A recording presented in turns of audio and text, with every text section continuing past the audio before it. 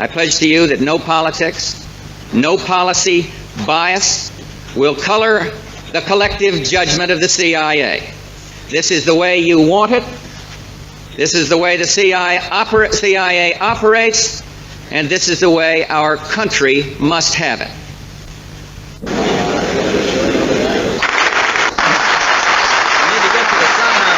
And may I simply say, may God bless the people of Ukraine. For ourselves and for future generations, a new world order. A new world order can emerge, a new era.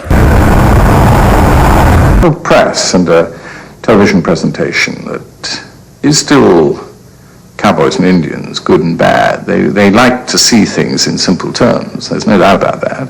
And it's been helped by some very strongly motivated propaganda. There's a propaganda war as well as an actual physical war. This idea, and we place our hopes for the future proceeding from this. So now here is the President of the United States, Mr. George Bush.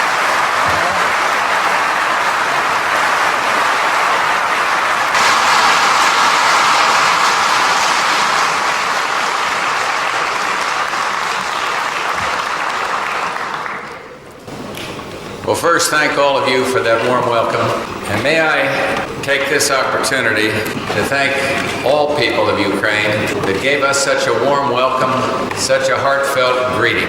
Every American in that long motorcade, and believe me, it was long, was moved and touched by the warmth of the welcome of the people of Ukraine. We'll never forget it.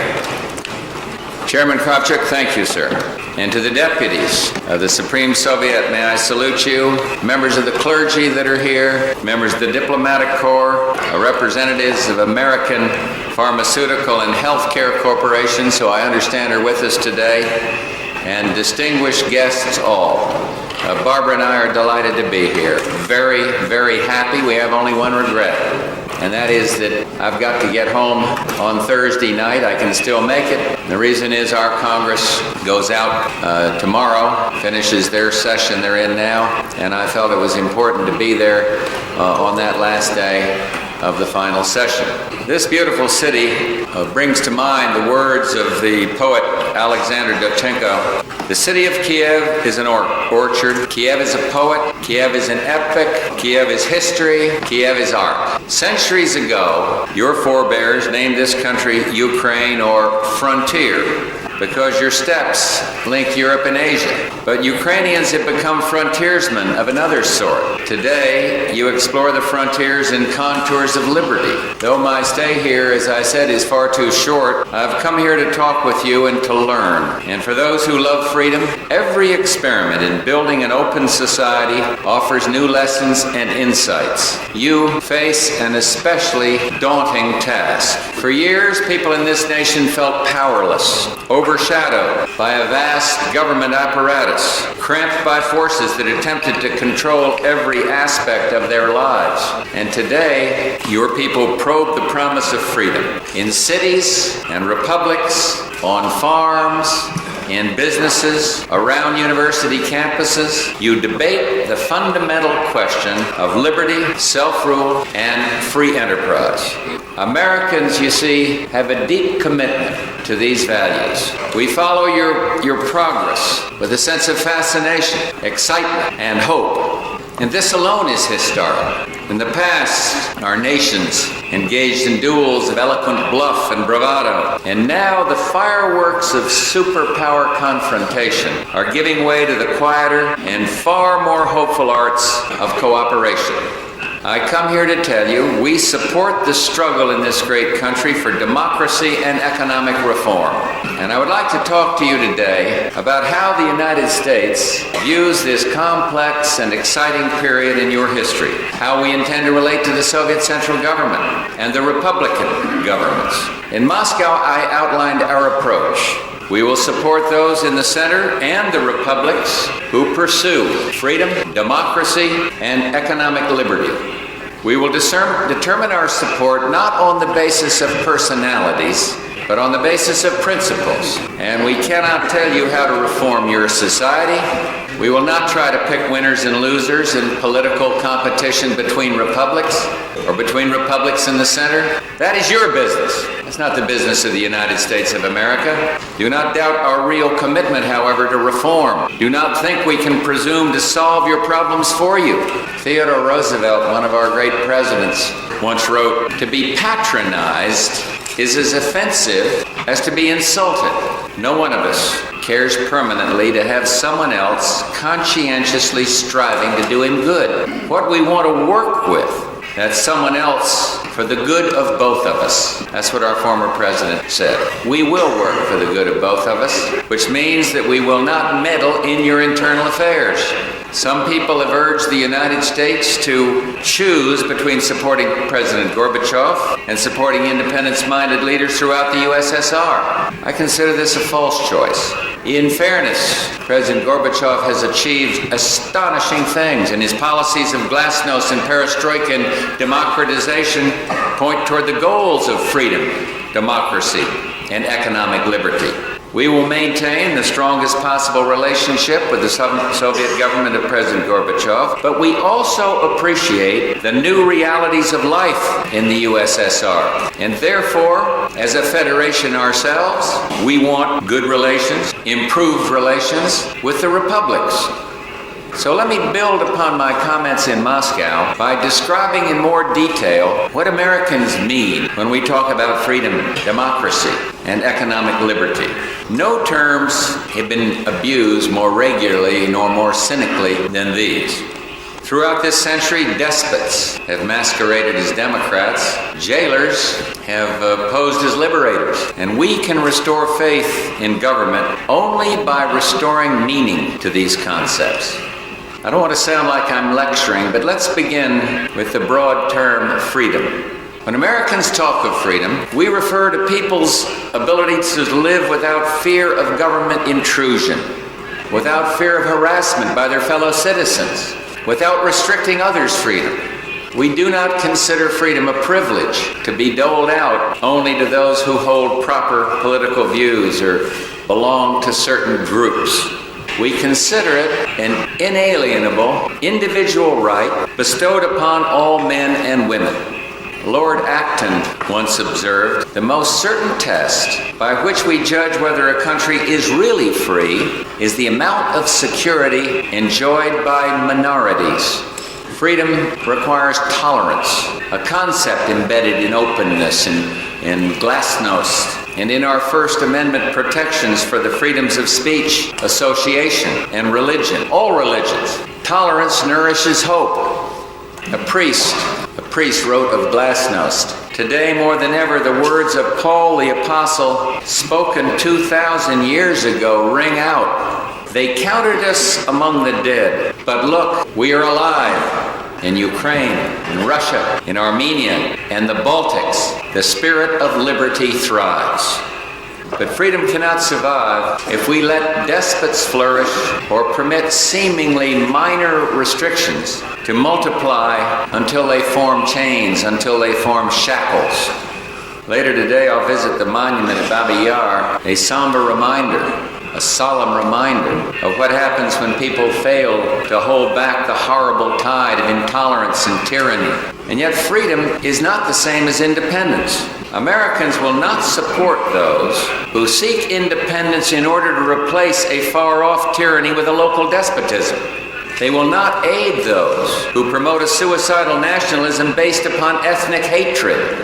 We will support those who want to build democracy. And by democracy, we mean a system of government in which people may vie openly for the hearts and, yes, the votes of the public. We mean a system of government that derives its just power from the consent of the governed, that retains its legitimacy by controlling its appetite for power. For years you had elections with ballots, but you did not enjoy democracy. And now, democracy has begun to set firm roots in Soviet soil.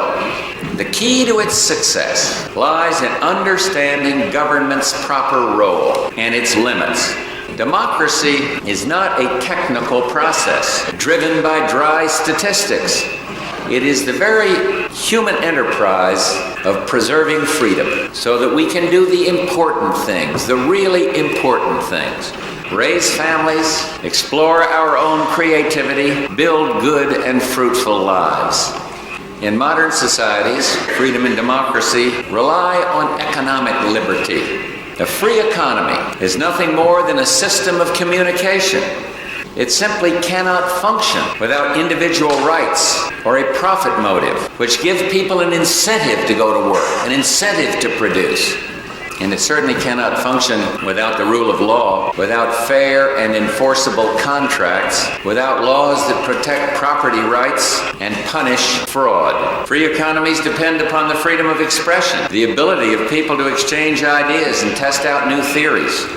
The Soviet Union weakened itself for years by restricting the flow of information, by outlawing devices crucial to modern communications, such as computers and copying machines. And when you restricted free movement, even tourist travel, you prevented your own people from making the most of their talent. You cannot innovate if you cannot communicate. And finally, a free economy demands engagement in the economic mainstream. Adam Smith noted 2 centuries ago, trade enriches all who engage in it. Isolation and protectionism doom its practitioners to degradation and want. I note this today because some Soviet cities, regions, and even republics have engaged in ruinous trade wars. The republics of this nation have extensive bonds of trade which no one can repeal with the stroke of a pen or the passage of a law. The vast majority of trade conducted by Soviet companies, imports and exports, involves, as you know better than I, trade between republics. The 9+1 agreement holds forth the hope that republics will combine greater autonomy with greater voluntary interaction, political, social, cultural, economic, rather than pursuing the hopeless course of isolation. And so American investors and businessmen look forward to doing business in the Soviet Union, including the Ukraine. We've signed agreements this week that will encourage further interaction between the U.S. and all levels of the Soviet Union. But ultimately, our trade relations will depend upon our ability to develop a common language of commerce. Currencies that communicate with one another, laws that protect innovators and entrepreneurs, bonds of understanding and trust. It should be obvious that the ties between our nations grow stronger every single day. I set forth a presidential initiative that is providing badly needed medical aid to the Soviet Union. And this aid expresses American solidarity with the Soviet peoples during a time of hardship and suffering. And it has supplied facilities in Kiev that are treating victims of Chernobyl. You should know that America's heart, the heart of all, hearts of all, went out to the people here at the time of Chernobyl. We have sent teams to help you improve upon the safety of Ukrainian nuclear plants and coal mines. We've also increased the number of cultural exchanges with the republics, including more extensive legal, academic, and cultural exchanges between America and Ukraine. And we understand that you cannot reform your system overnight. America's first system of government, called the Continental Congress, failed because the states were too suspicious of one another, and the central government too weak to protect commerce and individual rights. And in 200 years, we've learned that freedom, democracy, and economic liberty are more than terms of inspiration. They're more than words. They are challenges. Your great poet Shevchenko noted, "In your own house can you have your truth, your strength, and freedom." No society ever achieves perfect democracy, liberty, or enterprise. But if it makes full use of its people's virtues and abilities, it can use these goals as guides to a better life. And now, as Soviet citizens try to forge a new social compact, you have the obligation to restore power to citizens demoralized by decades of totalitarian rule. You've got to give them hope and inspiration, determination, by showing your faith in their abilities. Societies that don't trust themselves or their people cannot provide freedom, and they can guarantee only the bleak tyranny of suspicion, avarice, and poverty. An old Ukrainian proverb says, "When you enter a great enterprise, free your soul from weakness." The peoples of the USSR have entered a great enterprise, full of courage and vigor, and I've come here today to say we support those who explore the frontiers of freedom. We will join these reformers on the path to what we appropriately call a new world order. You're the leaders. You are the participants in the political process. And I go home to an active political process. So if you saw me waving like mad from my limousine, it was in the thought that maybe some of those people along the line were people from Philadelphia or Pittsburgh or Detroit, where so many Ukrainian Americans live, where so many Ukrainian Americans are with me in the remarks I've made here today. This has been a great experience for Barbara and me to be here. We salute you. We salute the changes that we see. I remember the French expression, vive la différence, and I see different churnings around this chamber, and that's exactly the way it ought to be. One guy wants this and another one that. That's the way the process works when you're open and free, competing with ideas to see who's going to emerge correct and who can do the most for the people in Ukraine. And so, for us, this has been a wonderful trip, albeit far too short. And may I simply say, may God bless the people of Ukraine. Thank you very, very much.